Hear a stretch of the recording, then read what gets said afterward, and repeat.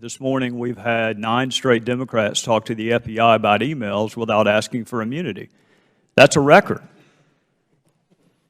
And I suspect the reason that they have not asked for immunity from Director Comey is they would say they've done nothing wrong. I find that interesting because that's exactly what Heather Samuelson and Cheryl Mills' attorneys said. In fact, they said it just a few days ago, and I'll quote it. The FBI considered my clients to be witnesses and nothing more. And then Ms. Mills and Ms. Samuelson's attorney said this. I think this is the most interesting part. The Justice Department assured us my clients did nothing wrong. Well, Mr. Chairman, if you're assuring subjects or targets or witnesses, whatever you want to call them, that they've done nothing wrong, it does beg the question, what are you seeking and receiving immunity from? I mean, if you've done nothing wrong, laptops don't go to the Bureau of Prisons, Mr. Chairman. People do. So the immunity was not for the laptop. The immunity was for Cheryl Mills. And if the Department of Justice says you've done nothing wrong, it does beg the question of why you are seeking or receiving immunity. And it could be, Mr. Chairman, for a couple of different, it could be for the classified information that was the genesis of the investigation. It could be for the destruction of federal records which came from that initial investigation, or it could be both. Mr. Comey, I want to ask you this. Did the Bureau interview everyone who originated an email that ultimately went to Secretary Clinton that contained classified information? I don't think so. Nearly everyone, but not everyone. Well, you and I had a discussion the last time about intent. You and I see the statute differently. My opinion doesn't matter. Yours does. You're the head of the Bureau. But in my judgment, you read an element into the statute that does not appear on the face of the statute. And then we had a discussion about intent. So why would you not interview the originator of the email to, number one, determine whether or not that originator had a conversation with the Secretary herself?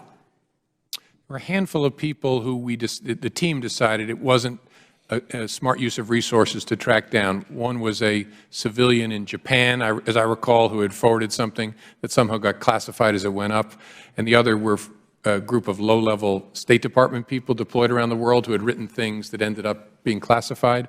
Nearly everyone was interviewed, but there was a small group that the team decided it isn't worth the resources.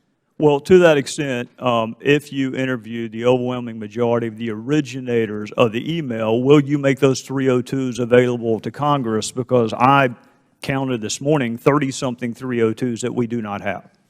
Okay. I'll go back and check. My goal is maximum transparency, consistent with our obligations under the law. I'll check on that. Well, and I appreciate it for this reason.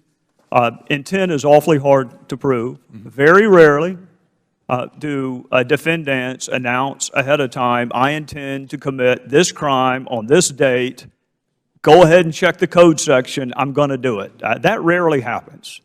So you have to prove it by circumstantial evidence, such as whether or not the person intended to set up an email system outside the State Department, such as whether or not the person knew or should have known that his or her job involved handling classified information, whether or not the person was truthful about the use of multiple devices, whether or not the person knew that a frequent emailer to her had been hacked, and whether she took any remedial steps after being put on notice that your email or someone who's been emailing with you prolifically had been hacked, and whether or not, and I think you would agree with this, Director, false exculpatory statements are gold in a courtroom. I would rather have a false exculpatory statement than a confession. I would rather have someone lie about something and it be provable that that is a lie, such as that I neither sent nor received classified information, such as that I turned over all of my work-related emails. All of that, to me, goes to the issue of intent. So I got 2 more questions, then I'm going to be out of time. For those who may have to prosecute these cases in the future, what would she have had to do to warrant your recommendation of a prosecution? If all of that was not enough, because all of that's what she did, if all of that's not enough, I mean, surely you cannot be arguing that you have to have an intent to harm the United States to be subject to this prosecution. I mean, that's treason. That's not a violation of this statute. No, I think we'd have to be able to prove beyond a reasonable doubt a general awareness of the unlawfulness of your conduct. You knew you were doing something you shouldn't do. And then, obviously that's on the face of the statute itself, then you need to consider, so who else has been prosecuted and in what circumstances, because it's all about prosecutorial judgment. But those two things would be the key questions. Can you prove that the person knew they were doing something they shouldn't do, a general criminal intent, general mens rea, but the and way to treated prove, other people similarly? The way to prove that is whether or not someone took steps to conceal or destroy what they've done. That is the best evidence you have, that they knew it was wrong, that they lied about it. It's very good evidence. Always want to look at what the subject said about their conduct. Well, and there's a lot. There's a lot. If you saw her initial press conference, it all falls under the heading of false exculpatory statement. I'm out of time, Mr. Chairman, but the director did. You started off by giving us examples of things the Bureau has done. And every one of us who's worked with the FBI, that is the FBI that I know. The one that went and saved that girl in North Carolina, that is the FBI that I know.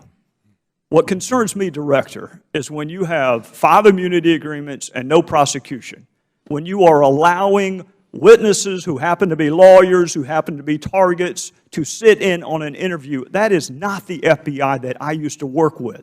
So I've been really careful to not criticize you. In fact, I said it again this morning. They wanted to know, was he gotten to? Did somebody corrupt him? No, I just disagree with you. But it's really important to me that the FBI be respected. And you got to help us understand. Because it looks to me like some things were done differently that I don't recall being done back when I used to work with them. And with that, I would yield back to the chairman.